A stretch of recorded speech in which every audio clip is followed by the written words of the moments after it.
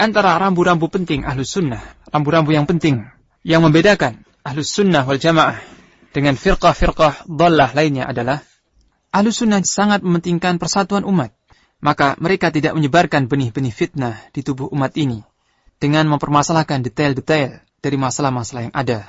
Sebaliknya, Ahlus Sunnah bersatu dan berpegang pada prinsip-prinsip global seperti yang diterangkan oleh nas-nas Al-Quran, hadis, dan ijma'. Jadi, sungguh keliru. Mereka menganggap bahwa Ahlus Sunnah dengan menyeru umat kepada Al-Quran, kepada Sunnah, membersihkan akidah, memurnikan tauhid, memerangi khurafat, kesyirikan, dan sebagainya. Dengan seruannya ini memecah belah umat, atau membuat umat jadi terpecah belah. Karena menyinggung-nyinggung masalah khilafiyah. Nah, yang berkata seperti ini tidak memahami antara makna khilafiyah dengan hal-hal yang itu jelas khurafat, syirik, dan menyimpang dari syariat. Jadi ketika Ahlus Sunnah mengingatkan umat Islam, kaum muslimin, untuk menjauhi semua penyimpangan dalam akidah, menjauhi kesyirikan, khurafat, bid'ah, dan berbagai macam kesesatan, maka bukan berarti hendak memecah belah umat, bukan. Justru Ahlus Sunnah hendak mempersatukan, mengajak kepada persatuan umat di atas al-haq.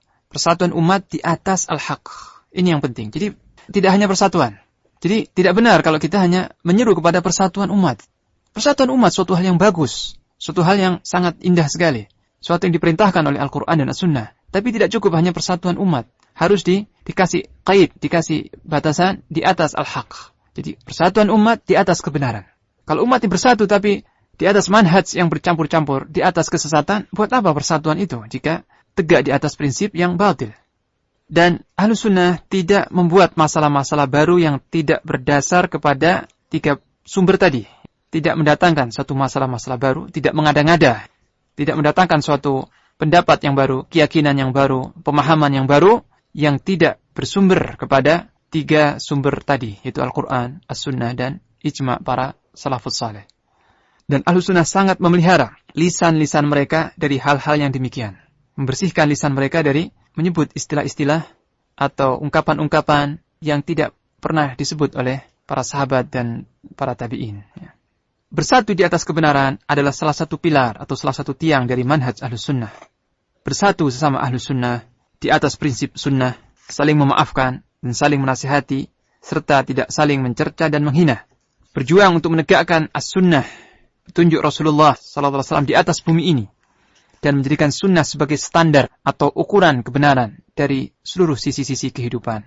Mereka, yakni Ahlus Sunnah, saling merahmati, kasih sayang di antara mereka, dan keras terhadap orang-orang kafir.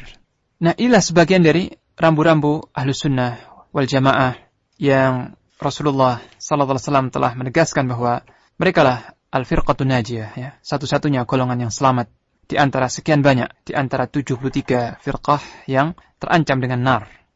Nah, sebagai perbandingan, jika Ahlus Sunnah wal Jamaah memiliki sumber-sumber yang jelas, yang bersih, yang asalnya adalah wahyu, maka kita lihat sebagai perbandingan atau muqaranah satu firqah yang sesat, yaitu Rafidhah. Rafidhah yang menjadi satu mazhab resmi, satu akidah resmi di Iran, dan banyak dianut oleh orang-orang Iran, ya, khususnya, dan juga di sebagian Libanon.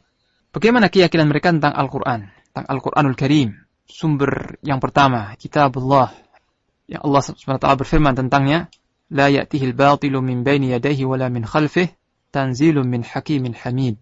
Tidak ada pada Al-Quran kebatilan, tidak ada pada Al-Quran kebatilan, baik dari depan maupun dari belakang. Dan Al-Quran ini diturunkan dari Zat yang maha bijaksana lagi maha terpuji, yang Allah sendiri menurunkannya, dan Allah berjanji untuk menjaganya, menjaga keasliannya. Inna nahnu nazzalna dzikr wa inna lahu lahafidhun.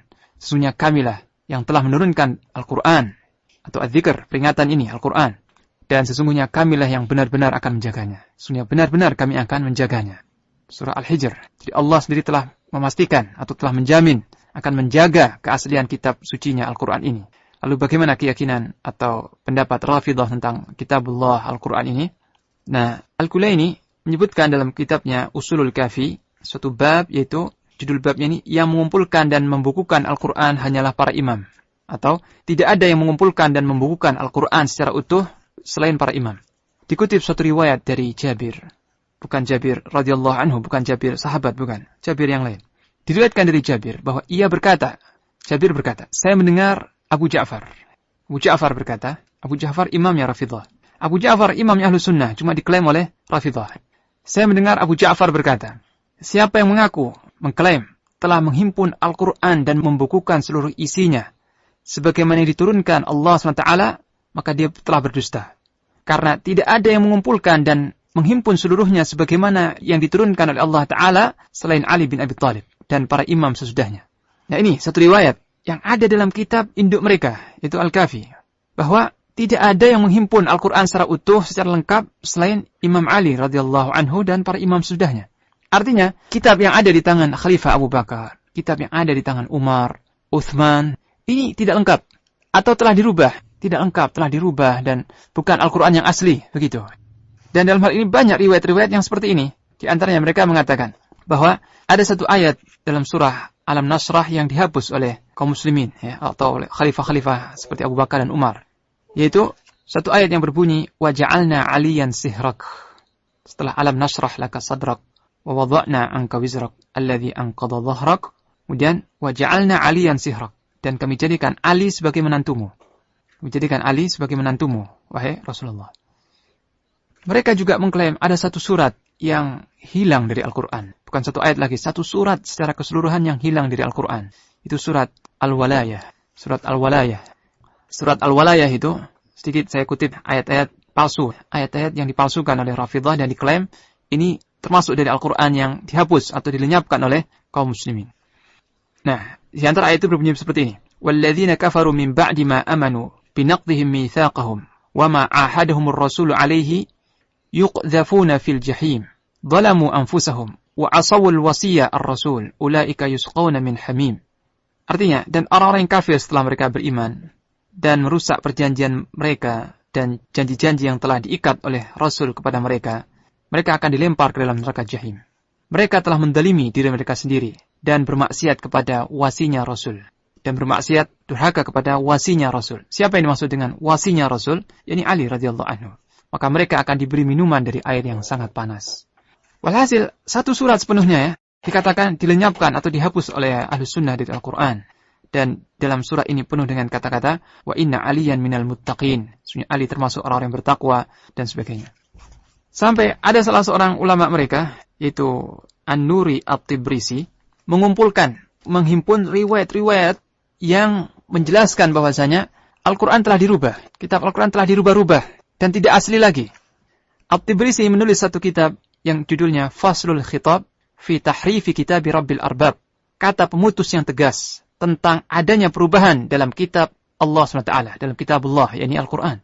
Di situ dia mengutip ratusan riwayat-riwayat dari kalangan Rafidhah yang memastikan, menegaskan bahwa Al-Quran ini sebenarnya telah dirubah-rubah. Siapa yang merubah? 3 khalifah yang pertama, Abu Bakar, Umar, Uthman radhiyallahu anhum. Mereka telah melanggar wasiat Rasulullah SAW, telah mendalimi Ali dan keluarganya, dan telah berani merubah-rubah Al-Quran. Kemudian, mana Al-Quran yang asli? Al-Quran yang utuh ini mana? Nah, mereka mengatakan nanti akan dibawa oleh imam yang ke-12.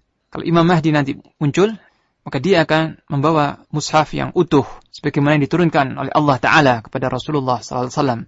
Yang mushaf itu disebut dengan, mereka namanya mushaf Fatimah, ya, mushaf Fatimah. Yang dalam satu riwayat dikatakan bahwa isi mushaf itu 17.000 ayat. Berarti hampir 3 kali lipat dari mushaf Al-Quran yang ada sekarang. Karena Al-Quran yang ada sekarang ayatnya 6.000 sekian, ya, 6.200 sekian atau 6.300 sekian ayat. Sementara mushaf yang asli itu, kata Rafidhah, ayatnya 17.000, hampir 3 kali lipatnya. Kemana mushaf yang asli itu? Akan datang nanti di akhir zaman, akan dibawa oleh Imam Mahdi. Nah, seperti itu keyakinan Rafidhah terhadap Al-Quran. Nah, oleh karena itu, di Iran, yang penduduk Syiahnya sangat banyak, ya, tidak ada satupun yang hafal Quran. Tidak ada satupun seorang Rafidhah, seorang Rafidhi yang hafal Quran. Karena mereka menganggap bahwa Al-Quran ini tidak murni, sudah tidak asli. Untuk apa dihafal? Tapi mereka seringkali berdalil dengan Al-Quran, seringkali mengutip ayat Al-Quran, dan seringkali mengatakan bahwa tidak benar bahwa kami meyakini ada Al-Quran yang lain selain Al-Quran yang ada sekarang. Sering itu, ya. Bahkan salah seorang tokoh mereka di Indonesia mengatakan, siapa yang berhasil menemukan satu Quran yang berbeda dengan Al-Quran yang ada di Indonesia ini, saya akan janjikan hadiah sekian juta. Memang benar, di Iran sekarang tidak ada Al-Quran selain Al-Quran yang seperti kita.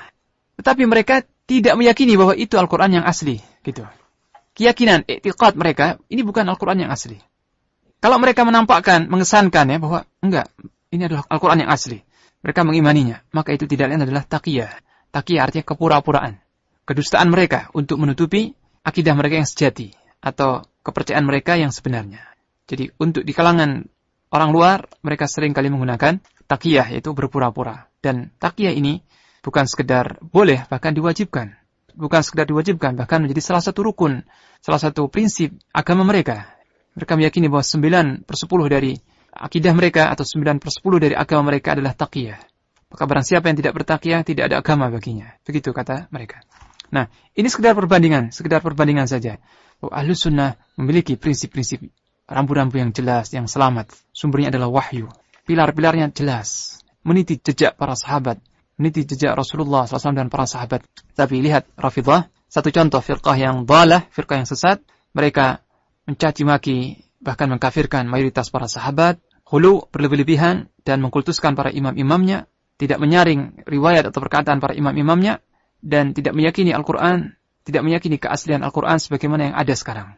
Maka apa yang bisa diharap dari suatu kelompok, suatu golongan yang akidahnya seperti ini? Cahaya iman apa yang ada pada mereka yang akidahnya bercampur dengan kesesatan semacam ini? Sungguh suatu kesesatan yang sangat jauh dan suatu kesengsaraan hidup. Suatu kesengsaraan hidup jika seorang manusia meyakini suatu keyakinan yang dipegang kuat tapi ternyata batil, ternyata keliru.